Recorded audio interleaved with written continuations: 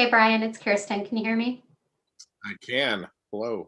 Okay, I think we're all set and I made you the co-host. I'm going to start the webinar now, okay? Great.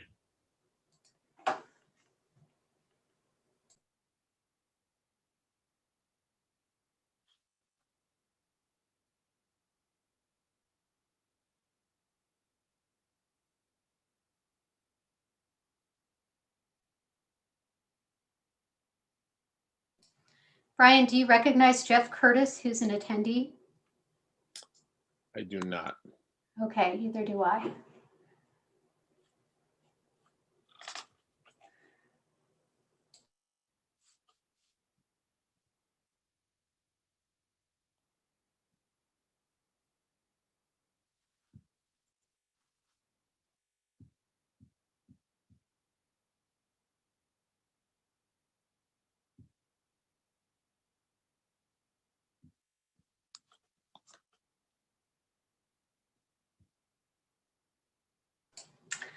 Another thing, Brian, I did send invites to Linda and John over at the downtown, Missoula downtown.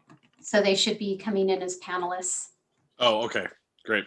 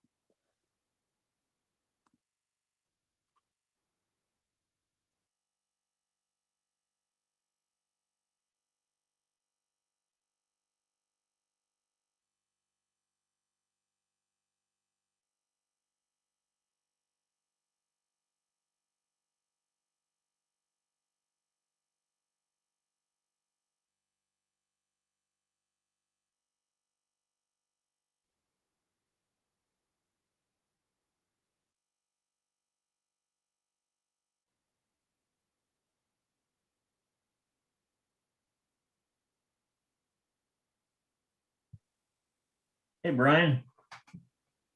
Hey, John. How's it going? Hang in there. How are you? Yeah, I'm doing well. I'm glad the sun's shining today. Yes, I will take that for sure. Yeah. Probably need to fix my lawnmower. Uh-oh. How old is your daughter? She is 9. Oh, so she's not old enough to do. That is an excellent point. And yeah, we can leave it right there. I get you, and that's an excellent idea. Yeah, I think I started mine around 10, but 9 will work too. Well, we have an electric one that yes. Yeah, good for you. Unfortunately, we have very little to do anyway. So. Oh, you're lucky. Yeah. We make up for it in the snow. We're on a corner lot, so we make up for it with the snow. Oh gosh. Long sidewalk, those corners. Yes. Yeah. Little too much extra. Hey, Gwen, I just wanted to apologize for my absence in A&F. I could not find the No apology necessary. We were okay. Yeah. Yeah. You were alone. I was thinking to myself, why do I not check on a Monday or Tuesday to make sure that all of the links are there? I always see all of those come through, those emails, and assume that of course they're all in there. And I think that one got left off this week. And so it was a bit of a scramble. No worries. This is Kirsten. Okay. That was totally my fault. I'm so sorry. I sent out all of the invites late last night and completely overlooked Dana. So I That's fine. apologize. Well, and then when it immediately follows our short lunch, it's not like I wasn't getting right onto that meeting. Of course, 3 minutes before, I'm like, okay, I'll hop on. And then I'm like, oops, a daisy. So Yeah. it's all right. Perfect storm. Yeah. Just for Well, I future went and walked the reference, dog. For all of the council members, that link is exactly the same link every single week.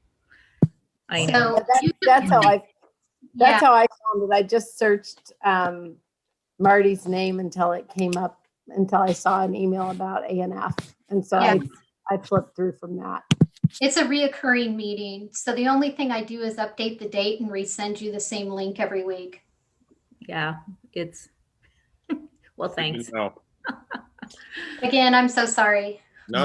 Okay. No worries. It supplied needed entertainment. Thank you. Yes, it was all good. Are we good to go, Kirsten? Oops, turn myself off. Yes, we are. We're good to go. Okay, and if you wouldn't mind, let's go ahead and put up the public participation slide. Good afternoon, everybody. I will call to order Committee of the Whole for today, Wednesday, the 28th. We've got up on screen our link for agenda and related documents, the usual place. And if we go to the public participation, same methods we continue to use while meeting virtually. If you're a participant in the webinar, you can raise or lower your hand in Zoom. There's an opportunity to click more on an iPhone or Android to raise or lower your hand.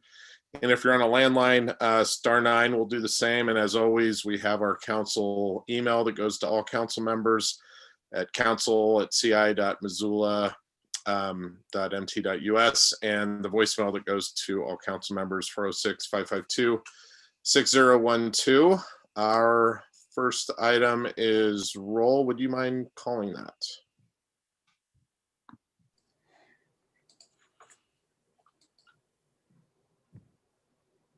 Okay, Anderson. Looks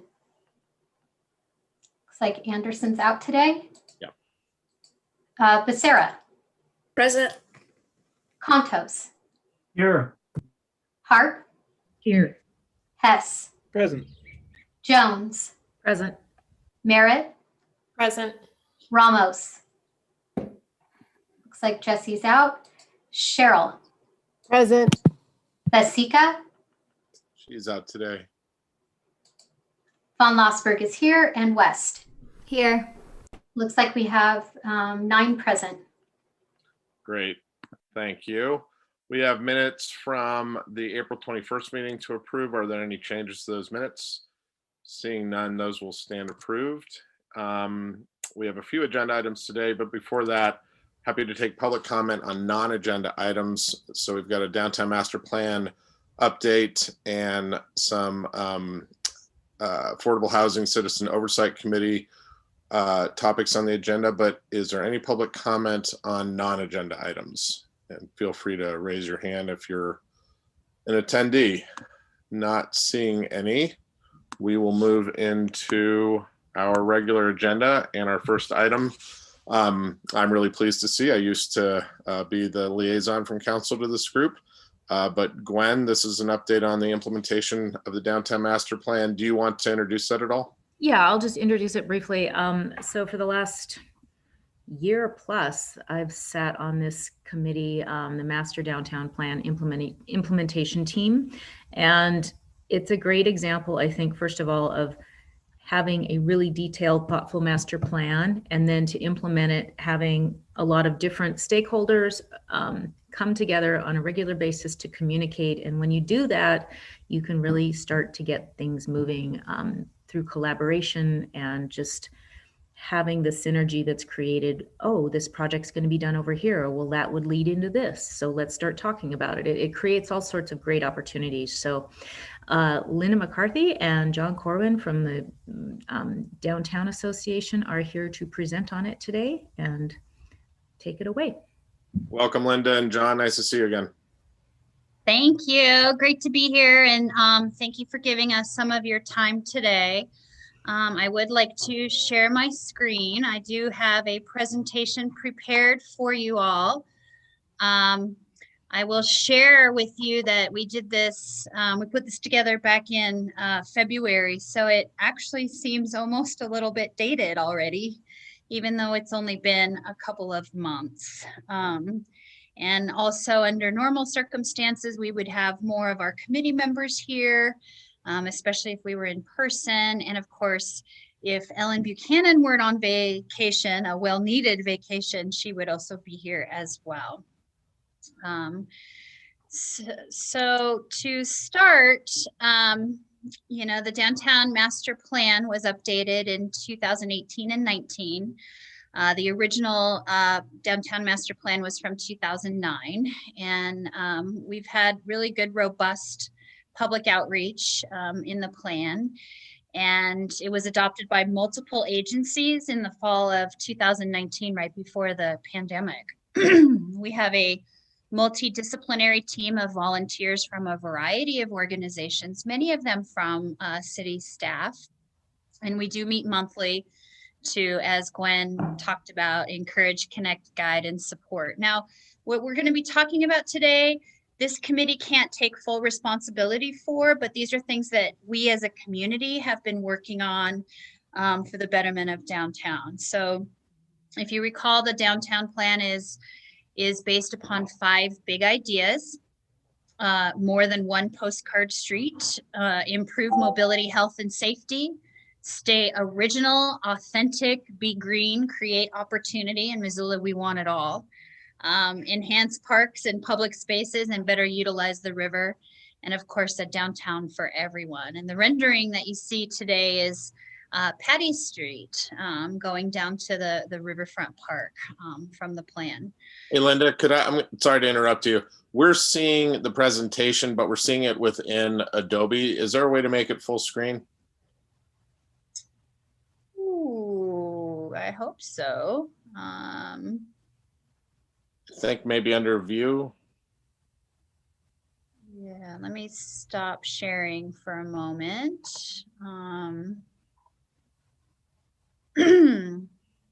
Sometimes when you have both screens open, Yeah. a little bit challenging. We can manage if not. Sorry to throw a wrench in. That's all right. Of course, I'm not as familiar with the tools just as Adobe. Thought I had it all set up and ready to go. now I'm not seeing all the buttons on my screen. Sugar, huh? I've really messed things up. Well, yeah, we're gonna go back to, I think, where we were at. So my apologies. No, I mine. think it's still, so I have it as a PDF instead of PowerPoint so that it goes a little bit quicker. Yeah. Here we go. How's that? Is that any better? Sure. Yep. Okay. It's a little bigger. So as you can see, there's a number of people on our committee that represent a lot of different organizations and entities in town. And attendance at these meetings has been pretty robust. So a lot of what we've been working on is additional planning, particularly during the pandemic. It's really hard to connect with people. So the Missoula Downtown Heritage Plan was fully completed and adopted right before the pandemic hit. We now have 5 curated guided tours downtown, and we did move forward with that programming last year, taking 130 people on tours.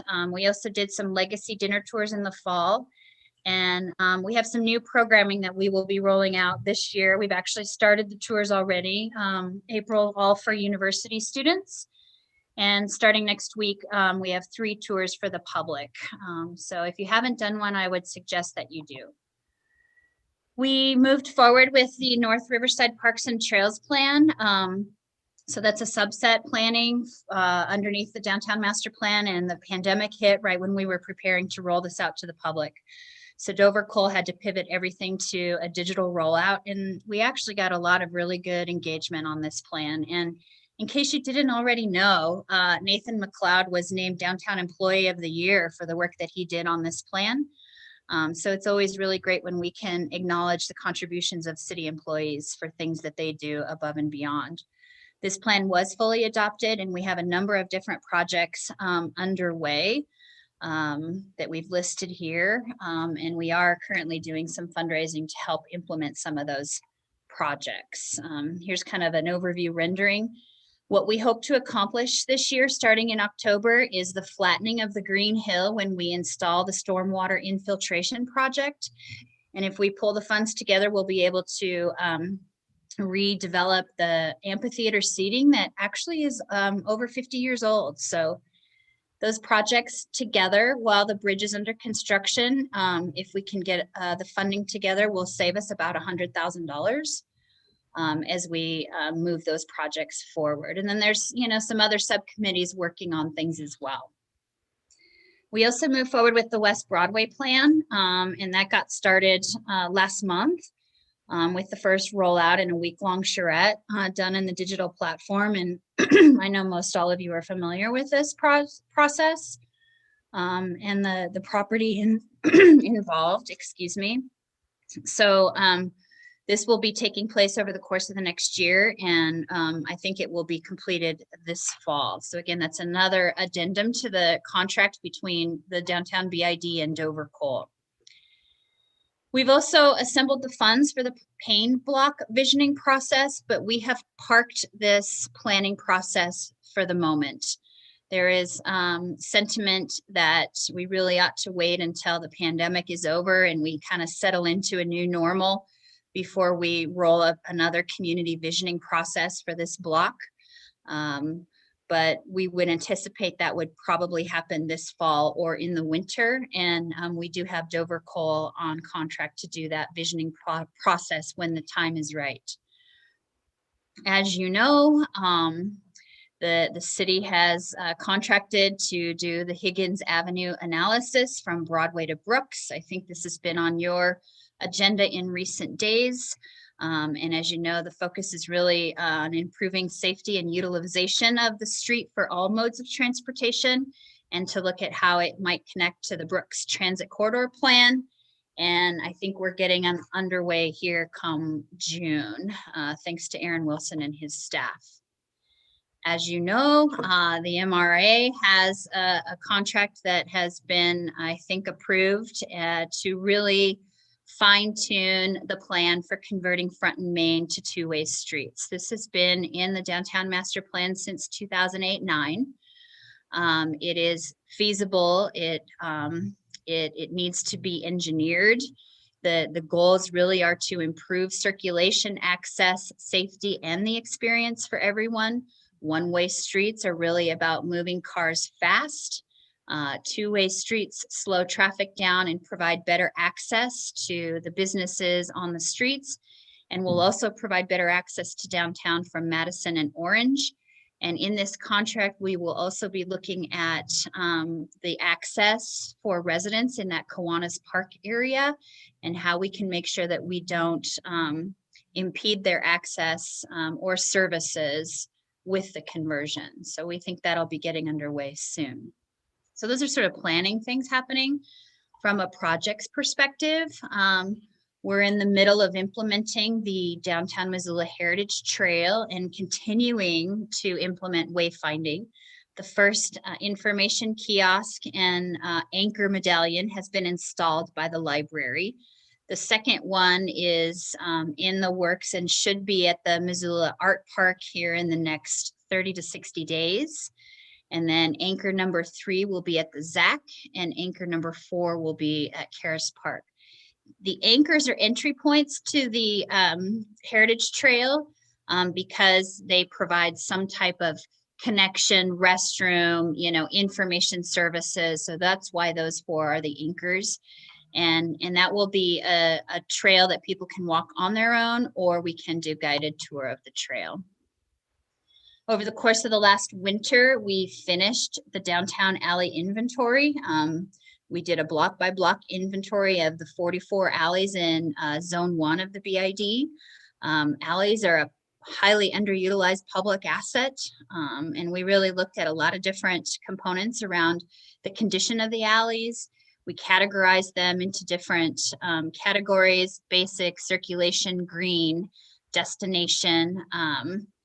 And now that the inventory is done, we will start working on how do we do some alley activation projects. We have about 4 alleys that we've kind of identified as top alleys, but in order to move these projects forward, we want to do it on a case-by-case basis, block by block, where we bring the property owners and the business owners together to help with that. So there's some really amazing ideas out there of cool things that you can do with your alleys that make them attractive and appealing.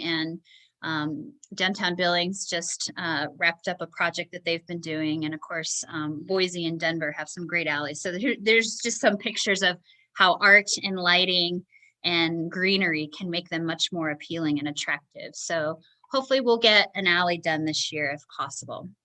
You all know the Higgins Avenue Bridge is under construction. This is a big deal for downtown, and we're excited that it's coming along on schedule, and it sounds like they're going to be moving over to the east side of the bridge come the first week of June, which will coincide with the rollout of the Out to Lunch and Downtown Tonight summer series this year. So another great investment for downtown. Of course, the biggest accomplishment probably for 2020 was the completion of the new library. And we are very excited for that to be open to the public and look forward to getting inside. It is a beautiful building and is really changing the landscape of our downtown. The AC Hotel is open. If you haven't been there for a cocktail, I'd suggest you go. The rooftop bar is not open yet, but the first floor is. And it's a beautiful building and an incredible investment. And I've already talked to several people that have stayed there already. We are so thankful to have this project completed. If you recall, the empty vacant lot was there for very, very long time. So this is a really great investment in our downtown. Thank you for supporting it. You know, we have the Wren under construction, and I think they're on schedule to open sometime late summer. Again, another incredible investment for our downtown that is much needed, an old dilapidated building, an inside out hotel. And it will have 4 commercial tenants on the first floor, Black Coffee and Revolver Menswear being 2 of the 4. We've also had a lot of other investments taking place in downtown despite the pandemic. So Big Up Pizza's done a major renovation and expansion. First Security Bank's relocated. Opportunity Bank had some upgrades. The Radio Central building has been incredible, and then some other minor upgrades as well.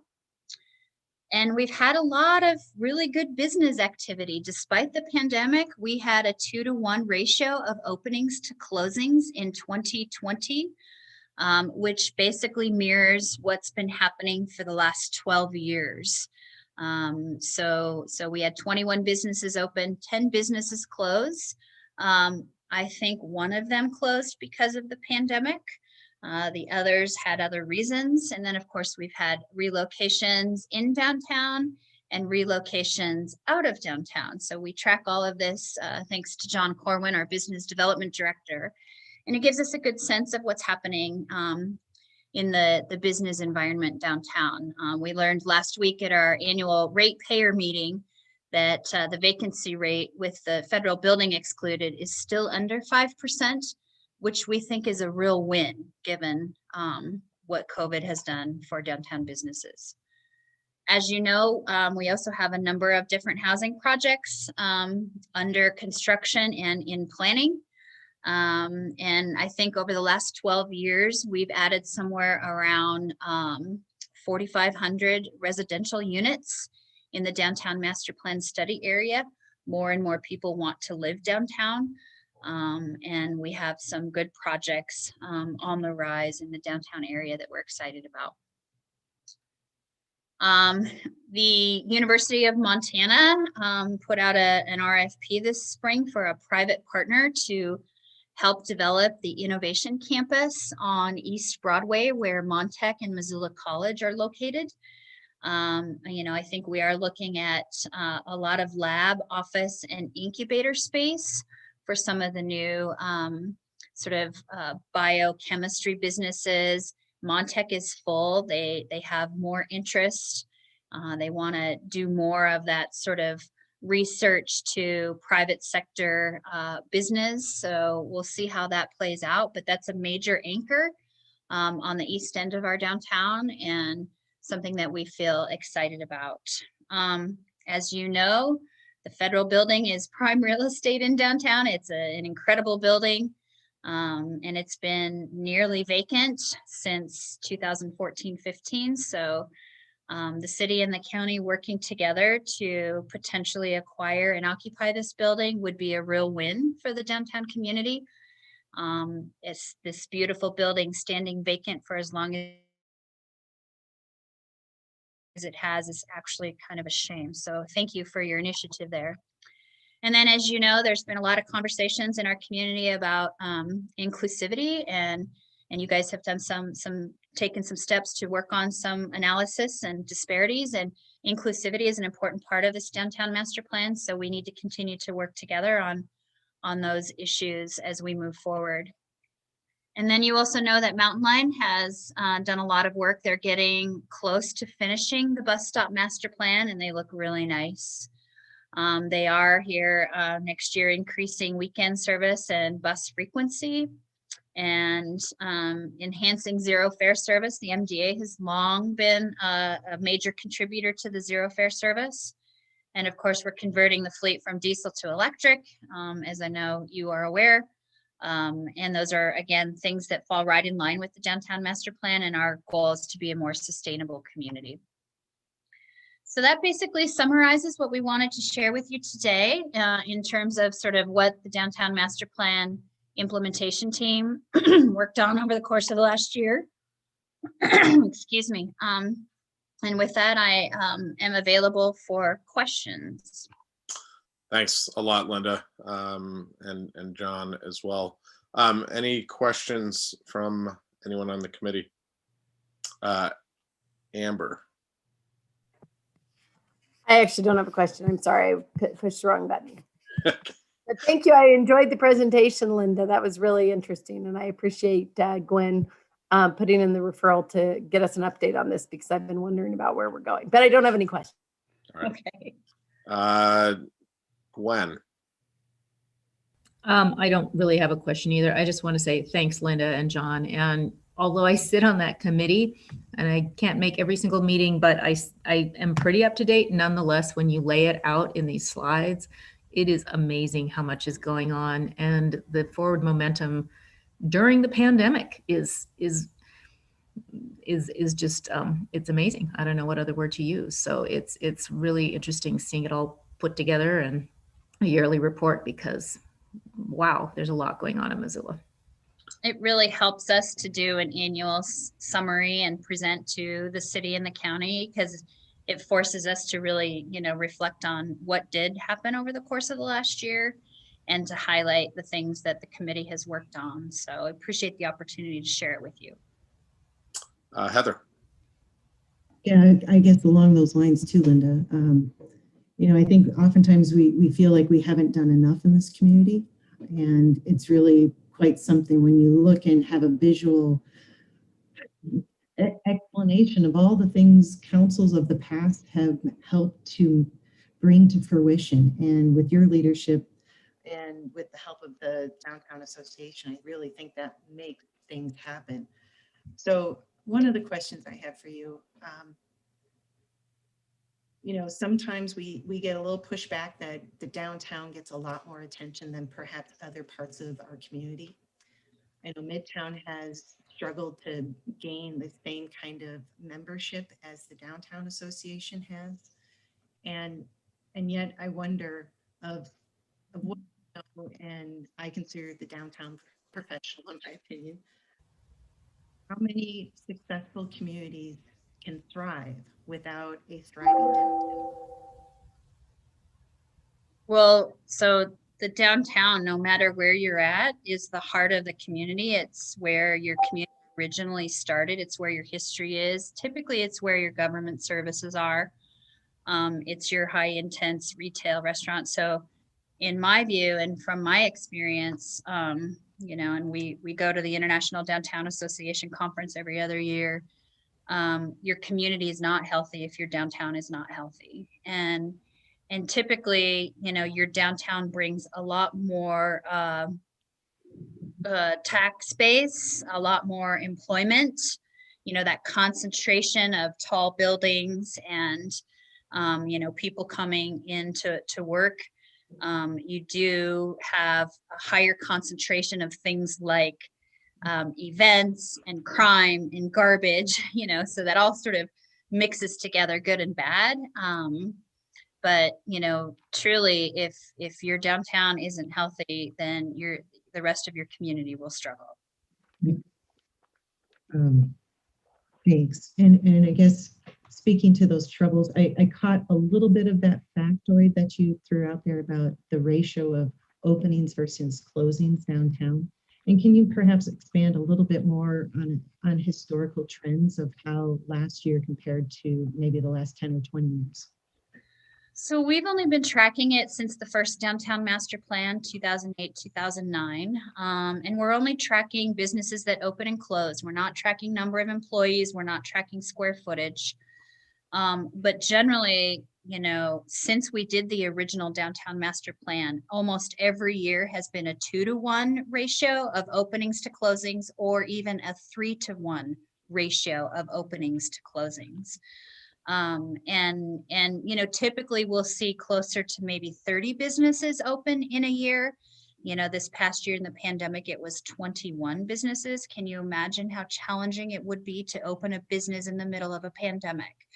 You could talk to Scott Billadu and many others who could tell you, the challenges that they've faced because of it. But surprisingly, the ratio for the pandemic year was basically the same as it has been for the last 10 years. And final question, Brian, if you might allow. Okay. Another area that we get sometimes some pushback is around the topic of paying additional business improvement district fees. And sometimes I don't know if we get that full kind of encompassing view of really what the value is, because I know some of our colleagues are fundamentally opposed to additional taxes or rate increases.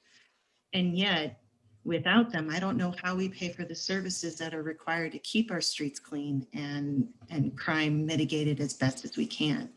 Can you elaborate upon that just a little bit? Of course.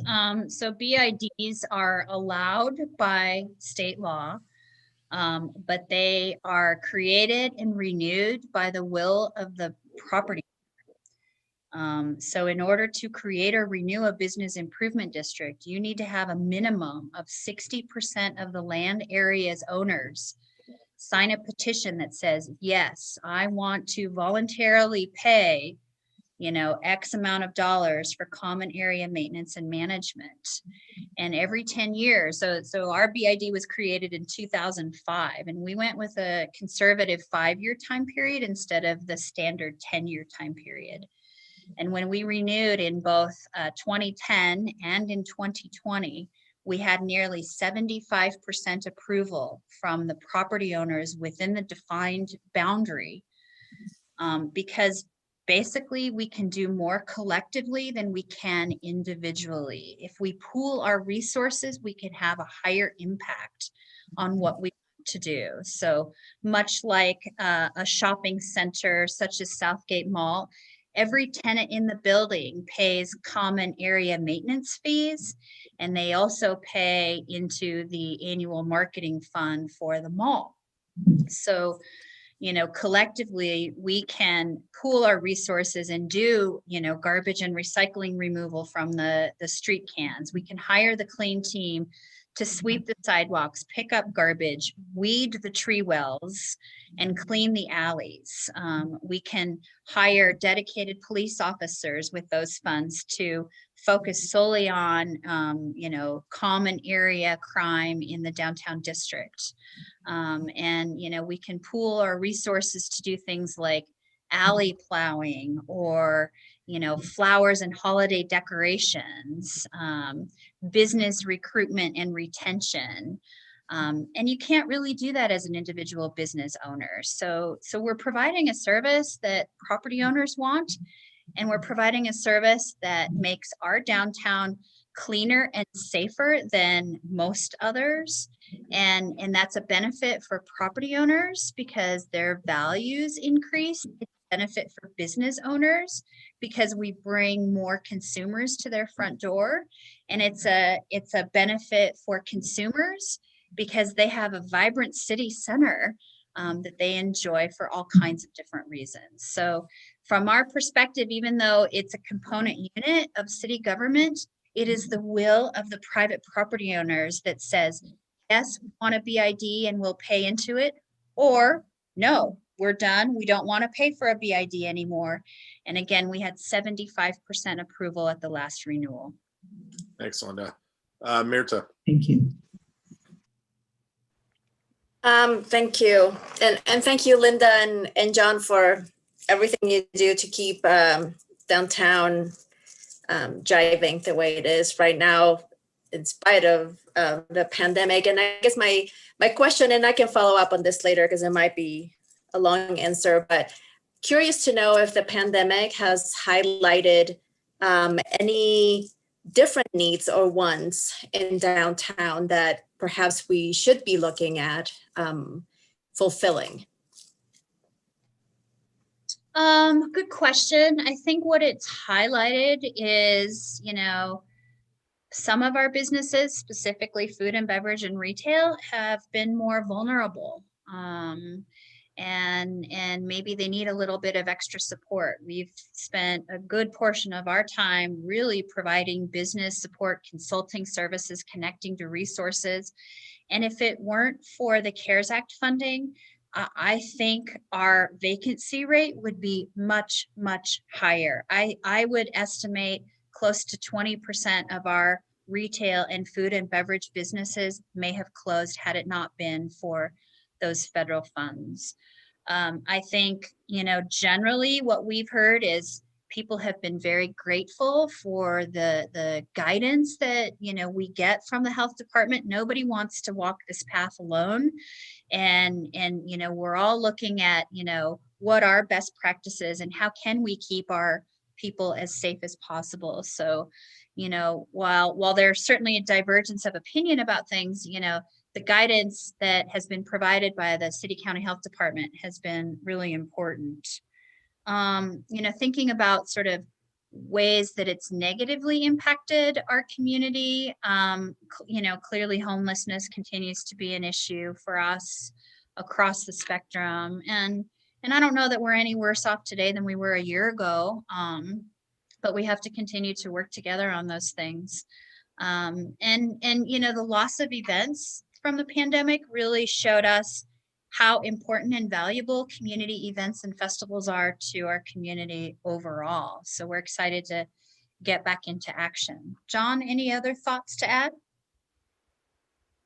I think, speaking of the restaurant, bars, et cetera group, they brought themselves together to address certain common issues, and that's new. Oftentimes these restaurants and bars they want to separate themselves from their competitors, and the opposite happened. So that's a real positive. It brought a group together. I think another thing that I found was there were many retailers that transitioned to also having an online presence, and they recognize that both are needed for them to be successful. So some particular retail organizations transferred to that, and I think they felt that helped them continue and survive. So. Thanks. We're about out of time here. Want to see if there's any public comment on the update. We don't have a motion before us. This is an annual update we do. Not seeing any hands up in the attendance. I just want to add my thanks. And probably a good opportunity to just note there's a nexus between this update and the downtown master plan. Housing is a part of that downtown. We're moving into a housing topic here, and I'll use it as another opportunity to highlight that we're sending in the unanimously adopted resolution around the rail yard by the end of the week. Heidi and I received a copy of input that came from the area, bipartisan letter from state legislators representing the area, submitting comment very similar to what council is submitting and other organizations. And so just wanted to highlight that you know, housing is one of those critical needs identified in the plan and in the update and in the work we continue to do. So John, Linda, thank you so much. Thank you. Yep. We will move on to our next two items, and I will turn it over to Emily Harris-Shears. We have some ordinance updates that I think we want to act on in advance of the citizen committee. Hi, good afternoon. I am Montana James, Deputy Director in Community Development Division and Community Planning Development and Innovation. And I'm going to provide a quick intro before we turn it over to Emily. So of course, with us today is Emily Harris-Shears, our Affordable Housing Trust Fund Administrator in the Community Development Division. And thank you all for having us here today to talk about the proposed ordinance amendments to the city's Affordable Housing Trust Fund ordinance. Council adopted Ordinance 3663, or the Affordable Housing Trust Fund ordinance, in July of last year. And since then, we have been busy pushing towards getting the trust fund operational. We heard last year during the original council process on the ordinance, the value that both city council and many folks in the community who were engaged in that process placed on resident engagement and input in the local flexible funding source to support housing. So that has been a real focus, and it is the cornerstone of the operational calendar of the trust fund that we've developed over the last several months. Also, over the last several months, Emily has been hard at work seating the oversight committee detailed in the ordinance and working across 3 different appointing bodies, regularly connecting with the community and partner organizations, and really designing an inclusive process that was as accessible and possible for our residents as possible for our residents, and really targeted at creating a diverse committee. But throughout that process, Some important points of clarification and just process improvements have been identified related to the specific ordinance language for the Oversight Committee. So in collaboration with the clerk's office, staff have decided that it's important to make some of these improvements now before the committee begins meeting. So these improvements and clarifications are reflected in the ordinance amendment before you today. And before we dive into the specifics, I just want to take a moment to thank Council for your support of creating and funding this local Affordable Housing Trust Fund, as well as the many hours that Council members Becerra, Jones, and Merritt, along with Commissioner Slotnick, have put into interviewing folks for the Oversight Committee. It's been a big task. So with that, I will turn it over to Emily to take you through some of the process that has brought us to where we are today and some of these specific recommended changes. Great. Thanks, Montana. Hi, I'm Emily Emily. Harris-Shears. Hi, nice to see you. I'm going to share my screen. It's just going to take me a minute. I'm not the savviest tech person. Can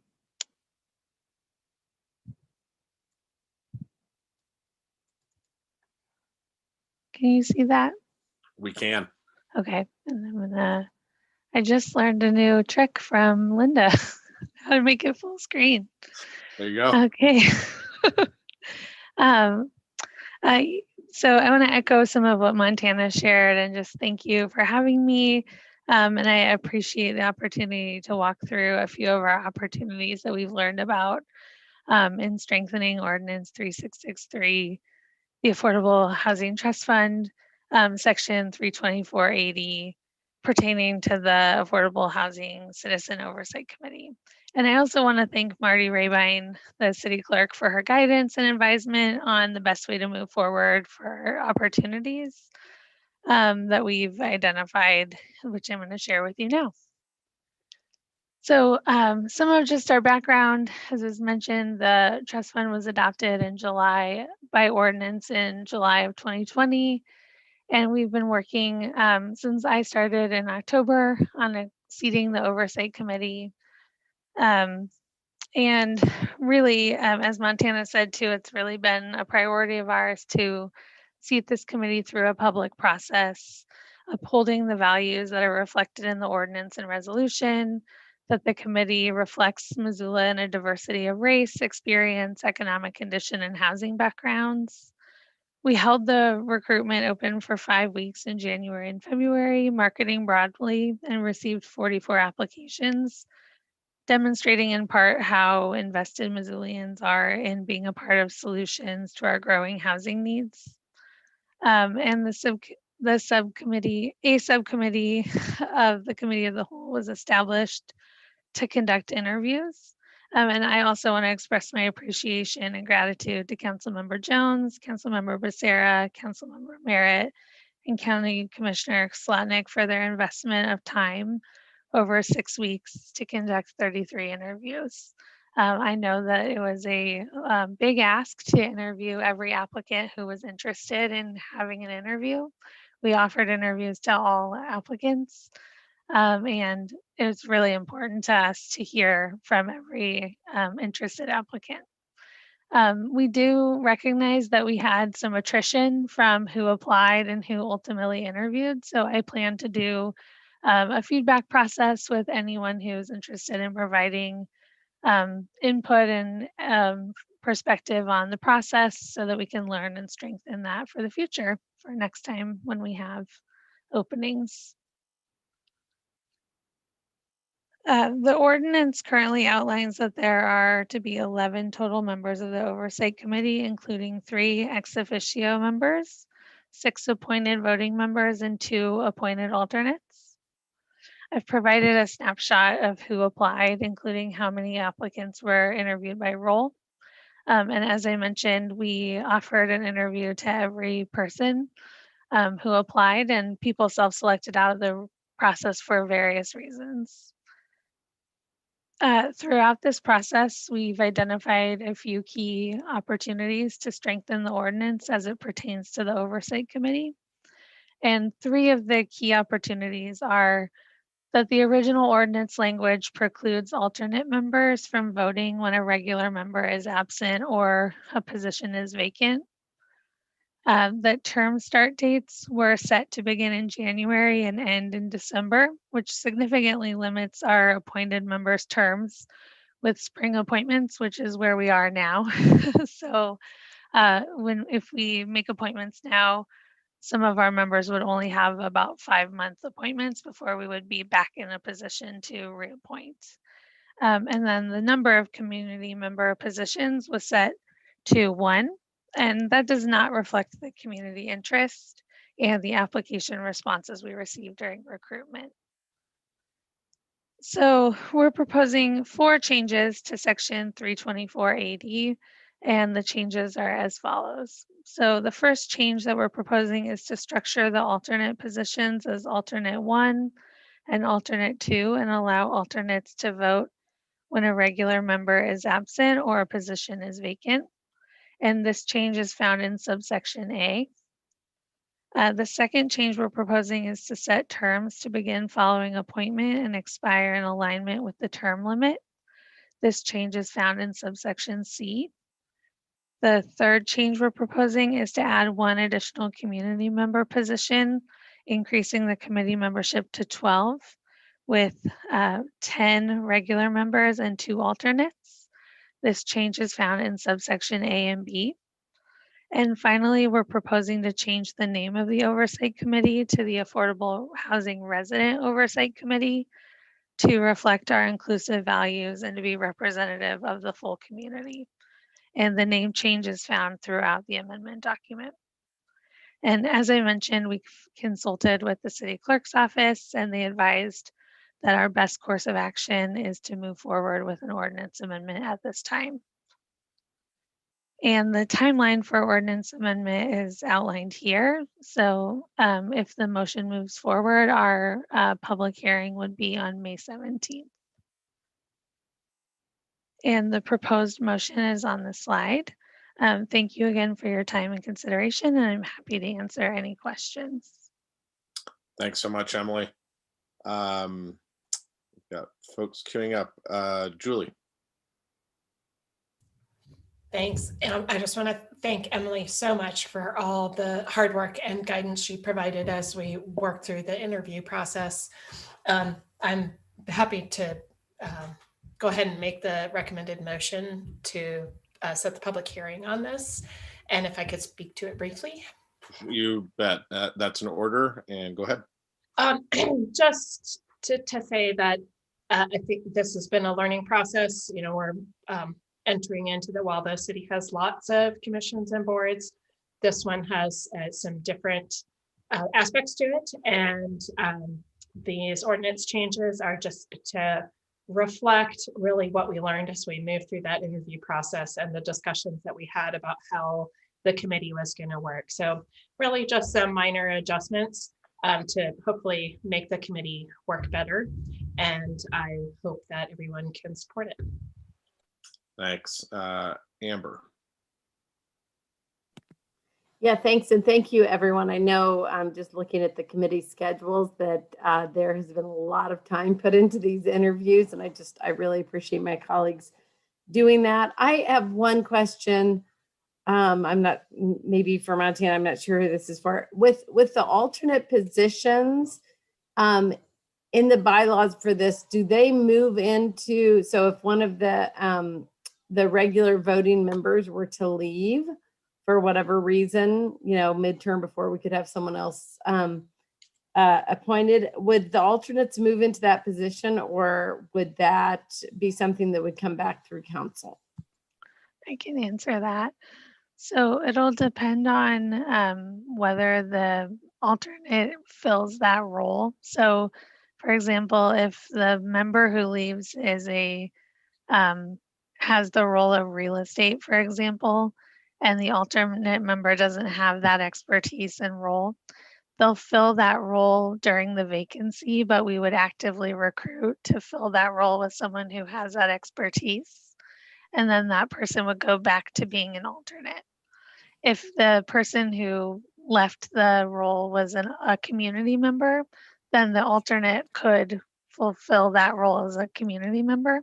So it'll just be on a case-by-case basis. That sounds great. That's what I was hoping for. Thank you. Thanks. Heather. Thanks, Brian. I wonder if the committee could speak to how you got moved from the decision of having 9 members on the oversight committee to 10. I can speak to that. That's actually why my hand was raised, actually, to speak to that. Exactly. Okay. If that's okay, Brian? Thank Yep. you. So great question, Heather. Thanks for that. As we worked through this process, it became clear that in these specific categories, we certainly did have applicants, but then we had this big category of community members in which we had some really strong applicants, but very narrow spots. And I think the word Ms. Becerra used was proportionality. We wanted to reflect a little bit more through the ultimate appointed spots, the proportionality of the applicants. And so we made the decision to add one more on to community members, because that is truly the biggest category. And we felt like it's not that there was one specific person we wanted to appoint necessarily. It was just that was such a rich category. We felt like we needed more capacity in that category, if that answers your question. Yeah, thanks. I appreciate that. And I see Julie. Julie, did you want to respond to that also? Yeah, I was going to ask Emily if she could flip back to the slide that showed the roles and how many applicants we got in each of the roles. I don't remember this one. Yes. So yeah, you can see here that we just got a lot more applications from people who filled that community member role, and it just didn't seem like only having one of those positions on the committee reflected the community's interest based on the number of applications that we got. Does that answer your question, Heather? Yes, it did. Thank you. All right. I'm not seeing any other hands up. We do have a motion on the floor. Is there any public comment on the motion to set the public hearing to adopt these ordinance amendments? Not seeing anybody wishing to provide comment. I will just add that these seem very sensible to me. I'm really grateful, Emily, for the process of identifying these opportunities to make these modest changes during this process. So thank you very much for identifying them and bringing them to us at this point. And they seem completely sensible to me. So I will be supporting this. And if there's no other comments, not seeing any, we will go ahead and take a roll call vote for setting the public hearing. On the public hearing, Becerra. Yes. Becerra votes yes. Contos? Yes. Contos votes yes. Harp? Yes. Harp votes yes. Hess? Yes. Hess votes yes. Jones? Yes. Jones votes yes. Merritt? Yes. Merritt votes yes. Cheryl? Yes. Cheryl votes yes. Von Lossberg? Yes. Von Lossberg votes yes. And West? Yes. West votes yes. That's 9 yeses and 3 absent. Great. So setting the public hearing will go on the consent agenda. Thank you. And Emily, do you want to introduce, then we have a slate of candidates to be considered for appointment, I believe. Yes, please. Let me get to that. I was thinking, should I reintroduce myself? But I think I'm still here.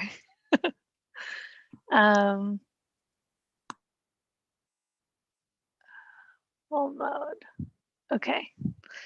So next I'm presenting an update on the appointment process for the Affordable Housing Citizen Oversight Committee. And Councilmember Jones will share the recommendations. But as I mentioned previously, recruitment was open for 5 weeks in early 2021. And we received 44 applications. Every applicant was offered an interview, as I mentioned, and the subcommittee, who I've shared the members of: Councilmember Jones, Councilmember Becerra, Councilmember Marion, County Commissioner Slotnick, completed 33 interviews over the course of 6 weeks. And I really just can't overexpress my gratitude and our division's gratitude and appreciation of their time and commitment to this process, to the applicants, and to our community. And I just also want to share an update that the appointing bodies have made their recommendations and they're moving through their processes now, and we should be concluded around the end of May. So I just want to provide an update that if the ordinance amendment is adopted, the total membership of the committee will be 12, and the roles are outlined here. That will have 4 community members, 2 of whose households are currently receiving or have in the past 2 years some form of assistance, and 2 community members who have not. And then if the ordinance amendment passes, is adopted, the appointments will be as follows. City Council will appoint 5 members, 4 regular members, and a second alternate. The mayor will appoint 3 members, 2 regular members, and a first alternate, and the Board of County Commissioners will appoint 1 member. And we were advised by Marty in the clerk's office to just move forward with the appointments if the ordinance amendment was moved forward for the public hearing, to move forward with the appointments as if it will be adopted, so we can move forward with the appointments as is. And so I'm going to, Councilmember Jones, I'll turn it over to you to lead the discussion about the members and the subcommittee is recommending. Thank you. Thank you. Go ahead, Gwen. Great, thanks. I just had some preliminary comments. This did take 5 to 6 weeks. It was a lot of time, but I really think it was time well spent.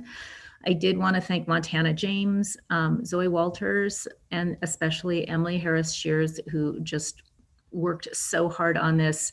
It's like a big, complicated puzzle we had to put together, frankly. So it took a lot of effort and analyzing just to make it all work to begin with, much less setting 33 interviews for scheduling with 4 elected officials who have crazy schedules. So first of all, just wanted to acknowledge that and say thank you so much. And as Merita Becerra, Julie Merritt, and Josh Slotnick and I sat down to really start this process 5 or 6 weeks ago, I just wanted to emphasize that I think this committee is really important to this community, and we took it very seriously. We spent a lot of time on this.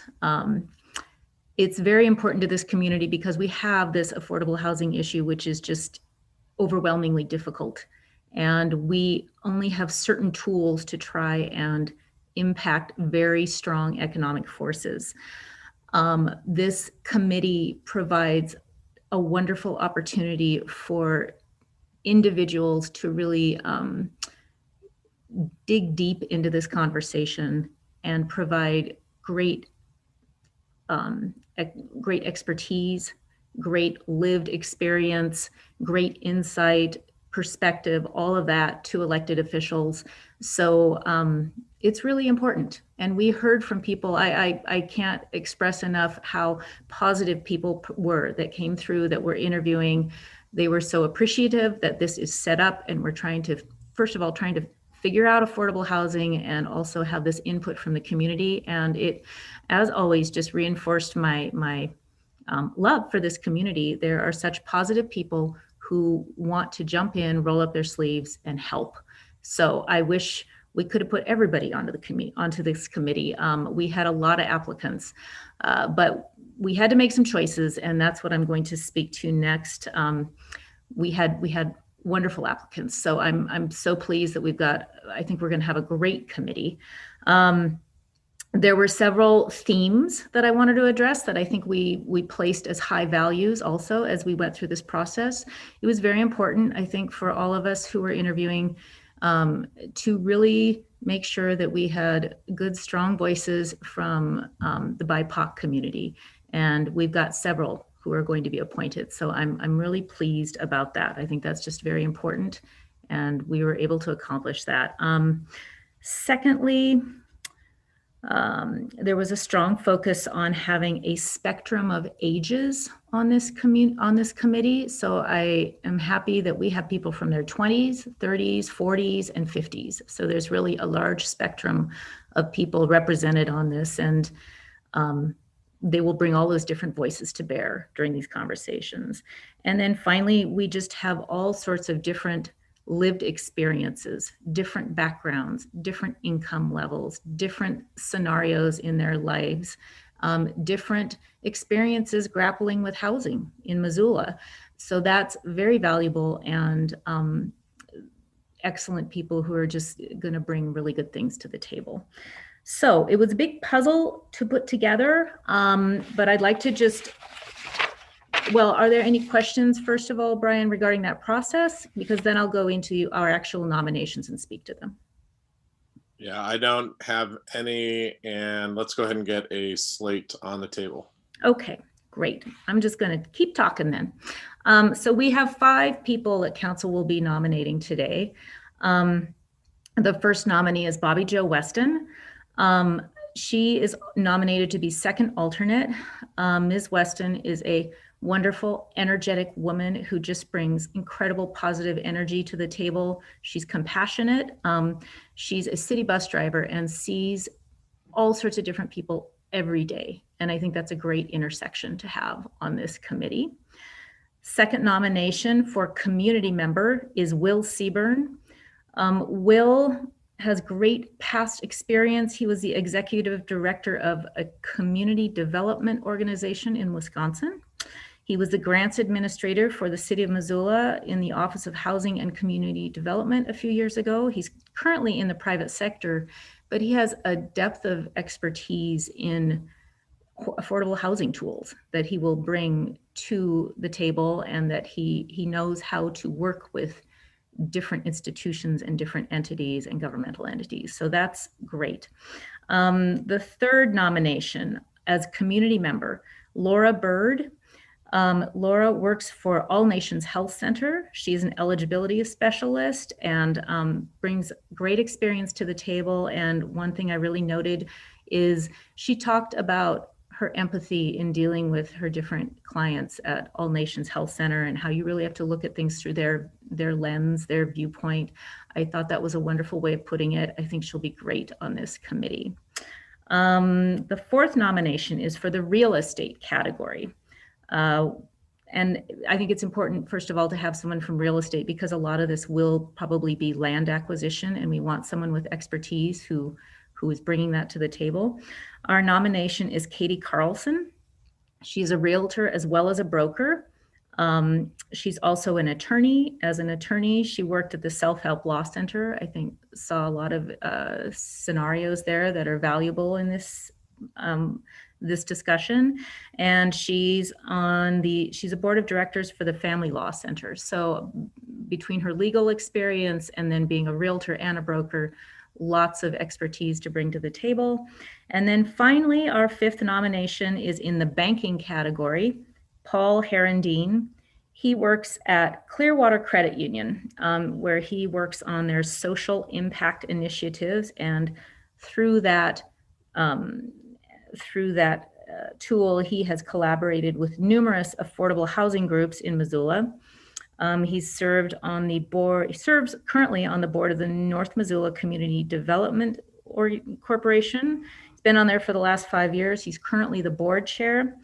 And then just as a baseline, he brings a great knowledge of banking and financial tools to the table, because that's always, of course, a big part of this process. So those are our 5 nominations. And I'm thinking, Brian, maybe we need to put it back to a regular screen with all of the counselors on, so we can kind of have a discussion regarding this. And I'm sure that Ms. Becerra and also Ms. Merritt want to speak to this. Yeah, if we could, actually, I'd like to keep this screen up if we could for the Okay. time being, just because it's got the names of the 5 people up. and I'll manage questions and we can go off of that. But I'm going to go to Mirta and Julie first, and you're the first queued up. So go ahead, Mirta. Thank you. I just want to say thank you to our staff for the many, many hours they put into ensuring that this process was well run and comprehensive, and you know, the technology functioning for all of our meetings. So truly appreciate that. I will say I continue to be impressed with the caliber of applicants to the many city boards and commissions that we receive. And I'm also impressed and grateful that fellow Missoulians stepped to gift their time really to serve our community. So thank you for that. Second, I just wanted to speak to the process a little bit and say that the selection process was designed to be equitable and represent a robust and comprehensive cross-section of the community. It was an essential guiding principle for selecting the future members of the committee. That process was centered around diversity of all types, race, expertise, lived experience. And I do think that the slate that's before us today is reflective of that. And lastly, I want to say that all these candidates bring unique and valuable perspective and expertise to the committee. So I'm hopeful that they will accept the challenge. It is going to be a challenge to serve on that committee. It's groundbreaking for Missoula. They have a heavy lift before them with all the housing issues that we are seeing. So yeah, I thank you to everyone who participated and applied for this position. And I hope that you will support this slate of candidates. Thanks, Mirta. Julie. Thank you. Yeah, I won't repeat Mirta and Gwen have said it very well. We made a big effort to focus on getting a good cross-section of people on the committee.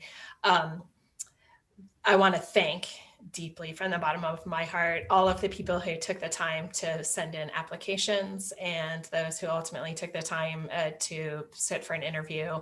It's sometimes very uncomfortable to interview, and in doing things over Zoom, I think maybe makes it even harder when you don't get to see people face to face. So I appreciate everyone who stuck with us through that process. And yes, I agree. We've got a really great slate of candidates. The number of people in our community who are willing to give of their time and themselves to this type of committee is just overwhelming. So thank you all very much. Thanks, Julie. Heather. This is a great slate of candidates. I'm really pleased with the committee's decision.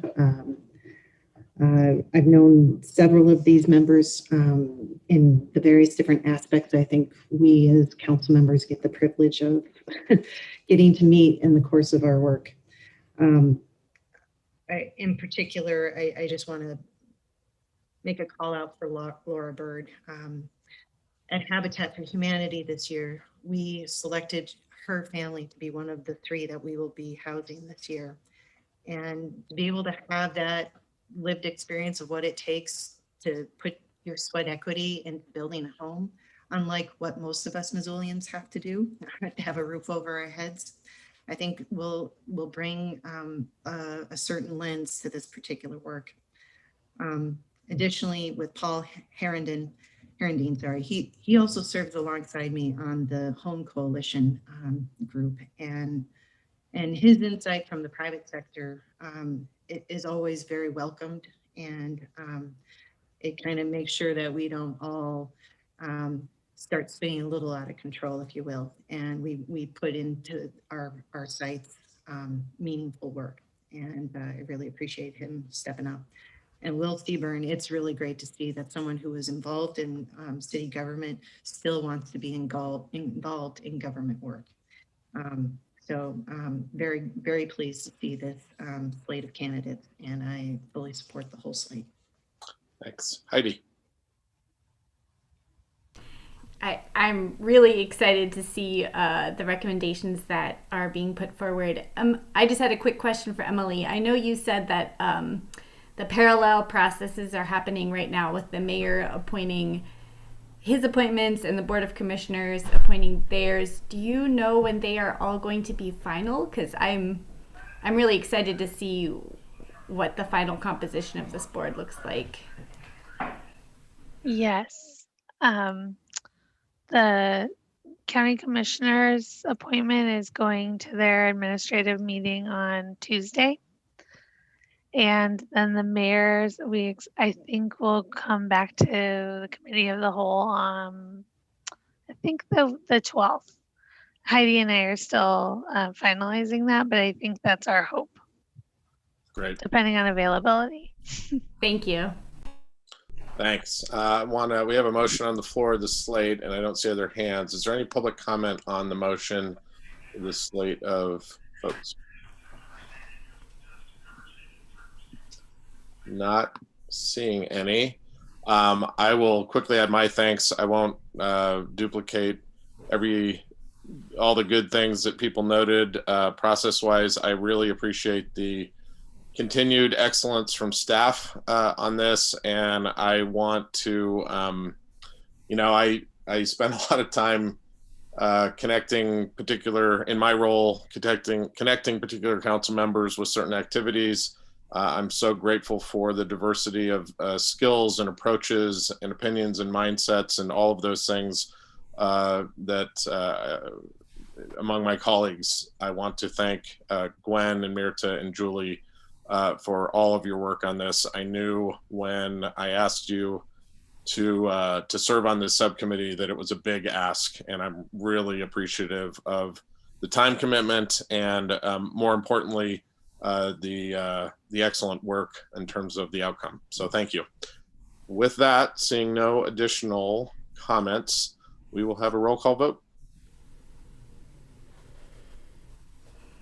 On the appointments, Becerra. Yes. Becerra votes yes. Contos? Yes. Contos votes yes. Harp? Yes. Harp votes yes. Hess?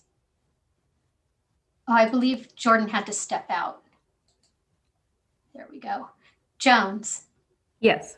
Jones votes yes. Merritt? Yes. Merritt votes yes. Cheryl? Yes. Cheryl votes yes. Von Lossberg? Yes. Von Lossberg votes yes. And West? Yes. West votes yes. We have 8 yeses and 4 absent. Great. Thanks. That will go on the consent agenda. That concludes our business. I have one last thank you to make to Kirsten Hands.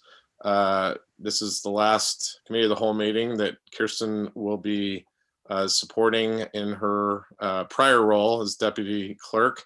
I can't begin to tell you what a pleasure it has been to work with Kirsten. I am so excited that she is staying at the city and moving over to the Community Planning, Development, and Innovation division. She has done excellent work in her role in the clerk's office, and I'm deeply appreciative of it. And I am confident I am speaking for all of my colleagues in this regard. So Kirsten, thank you. Thank you all so much. Thank you for the kind words, Brian. I'm so happy to be staying with the city of Missoula and working in CPDI and continuing to work with all of you. So thank you very much. Thank you. All right. With that, we will be adjourned. Goodbye.